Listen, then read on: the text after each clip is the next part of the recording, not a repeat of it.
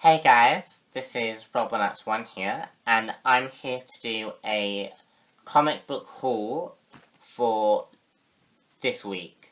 I've only got about 2 books this week, not a huge haul, and it's all relating to Marvel, no DC books this week. So let's start off with, all new X-Men. So in this issue, we're seeing the original X-Men lost in Ultimate Universe. And we get some great interactions between Jean Grey and Miles Morales, who often seems to interact with the versions of the alternate Earth. And I know Bendis has written books in the past that have shown Miles interacting with the 616 Spider-Man. And I'm quite curious as to see what Bendis is doing with that, and whether or not Bendis is implying. And all this book is it's the team trying to work out where they are.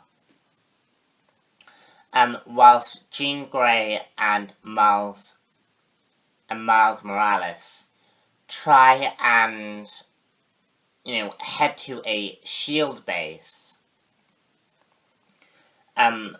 where the rift for the Ultimate Universe started to appear.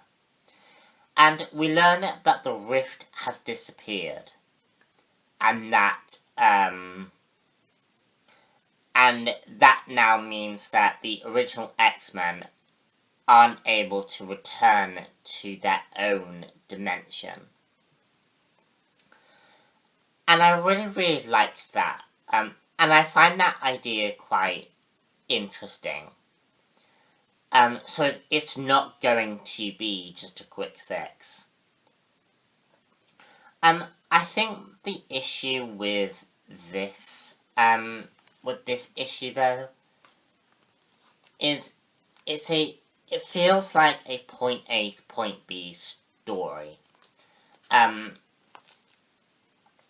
Because it's just, to me, it just felt like it was moving the plot forward.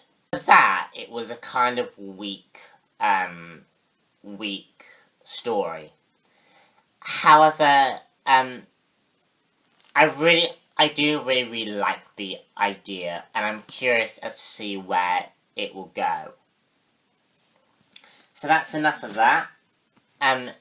Uncanny X-Men issue 26. Uncanny X-Men issue 26 basically sees Matthew Malloy has exploded a city, and this causes S.H.E.I.L.D. to react to this news. And they try and isolate the incident. Whilst meanwhile, Scott is really annoyed with Charles Xavier. Basically, he is really ticked, and he refuses to fulfill the dying wish of Charles Xavier, because Scott believes that it's a violation of what the Avengers stood for. And it's quite interesting, because some of the X-Men are now starting to see just how damaged Scott Summers has become. And I kind of like that, because lately it has felt like everyone has been bashing Scott Summers. And that is no excuse to what Scott Summers did. But I think the fact is that Scott Summers made a mistake. And he now has to live with that mistake. And I think a lot of people are beginning to see the damage that this is doing to Scott personally. And I did really, really like that. I also think it's interesting that some of his students are now beginning to question what this revolution is about, which we still have not got an answer to.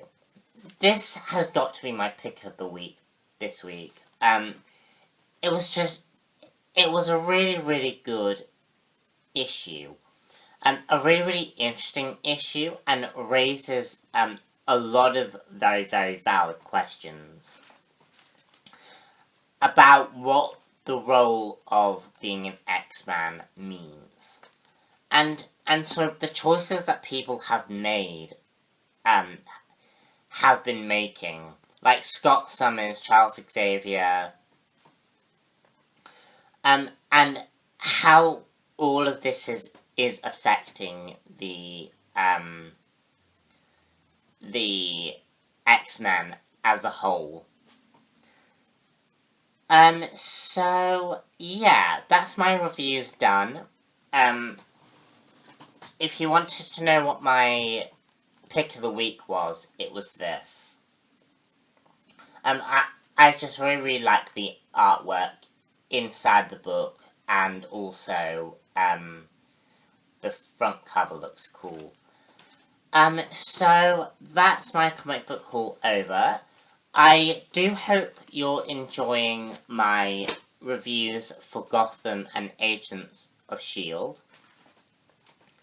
And I hope you will click the links all around me.